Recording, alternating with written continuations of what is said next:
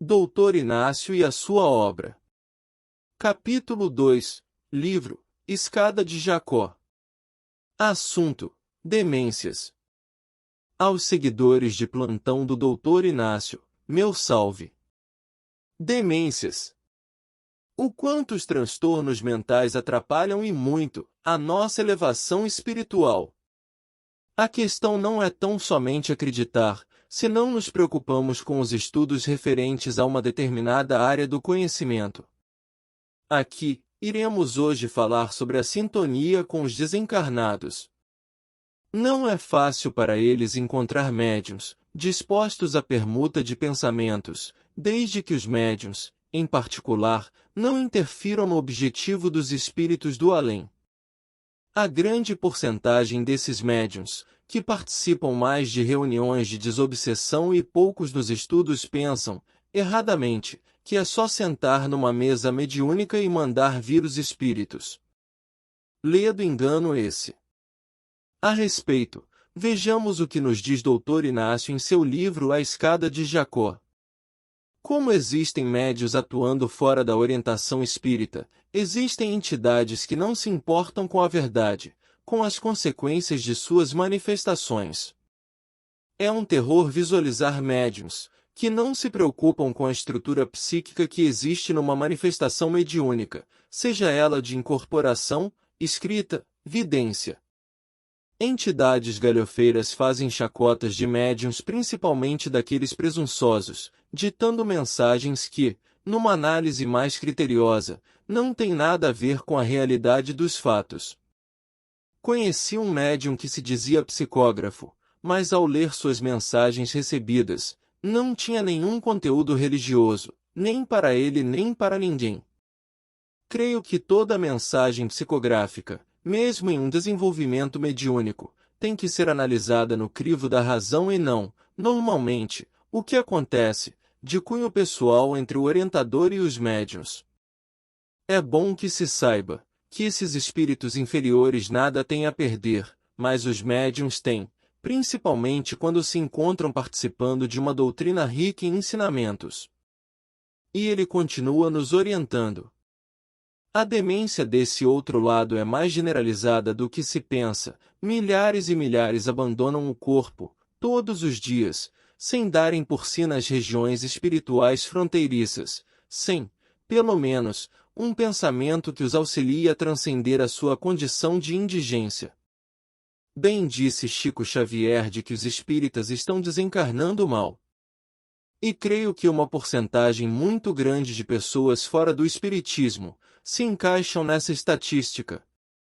A falta de prática mediúnica inibe os médios de perquirir suas próprias qualidades psíquicas. Não se sabe qual é mais vergonhoso, se presidentes de centros ou se os médiuns que nada sabem sobre mediunidade. Pensam só em cursos e mais cursos com extensas fichas mensais de presença, que na verdade não auxilia ninguém. Muitas vezes usam de protocolos estúpidos, barrando aqueles médiuns que se dispõem a fazer a sua parte, mas os espíritas mais ortodoxos e, a bem dizer, os mais velhos de doutrina, é que limitam certos médiuns a desenvolverem suas faculdades mediúnicas com seguridade. Triste tal situação. Mas creio que como acabaram as mesas girantes e a prancheta do passado, a mediunidade em si se resumirá tão somente na intuição pura, alicerçada no intercâmbio espiritual com mais ampla gama de conhecimentos. É esperar para ver. Como ele mesmo disse, a demência é mais generalizada no além do que na Terra, porque aqueles que desencarnam continuam a serem o que foram na Terra, sem perspectivas de progresso e ascensão. E dizendo com propriedade: eu não sei o que haveria de ser dos próprios espíritas, sem o estímulo dos companheiros que já realizaram a grande travessia. Graças às leis divinas que milhares de pessoas têm sua mediunidade sendo exercida em vários setores de trabalho, além, claro, de reuniões mediúnicas. Independente das denominações que lhes deem, a mediunidade se mescla na personalidade sensorial de muitos encarnados, porque hoje se sabe que todos somos médios em grande ou pequeno potencial. Um fato interessante ocorreu num diálogo entre Dr. Inácio e um paciente internado no nosocômio do além. É que ele mesmo desencarnado ainda ouvia vozes. De onde que elas viriam, se ele estava desencarnado? Uma ótima reflexão, não acha? Esse interno foi um serial killer em última encarnação, condenado pela justiça terrena à cadeira elétrica. As vozes que ainda ouvia eram das vítimas quando eram mortas por ele. E essa vontade de matar continua além da morte. Fora em pregressas investidas na carne, gladiador e participou depois de várias guerras. Como a realidade faz parte da vida das pessoas, é difícil assegurar que determinado vício, pequenino que seja, pode nos influenciar a sair do caminho reto e promissor do bem. E Dr. Inácio reconhece diante daquele matador à sua frente. Eu havia lidado com várias espécies de vícios, mas era a primeira vez que me deparava com alguém com um vício de matar. Como sempre falo aqui nos meus comentários, ninguém nasce para matar e muito menos passar por alguma morte prematura. No caso desse paciente acima, ele não controlava seu ímpeto de matar, porque em várias outras reencarnações, ele passou por situações em que o seu coração estava carente de amor. Talvez um amor familiar, amoroso, espiritual, que o fazia assassinar a sangue frio, qualquer um que cruzasse seu caminho. Muitas vezes, nem sempre aqueles que morrem de bala perdida, é que chegou a hora de deixar o corpo.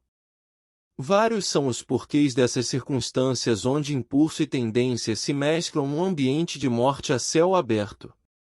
Daí as demências, tanto na terra quanto no além. Você teria algum impulso que o faz praticar atos que, em sã consciência, não faria? Claro que tendo uma certa queda num vício, você nunca irá demonstrar passivo a ele.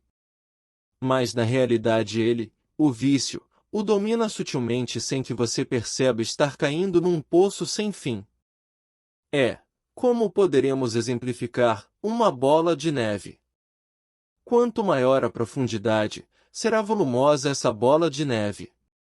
Você teria algum impulso que o domine e não consegue assegurar sua força em extingui-lo de suas entranhas, meu caro leitor amigo?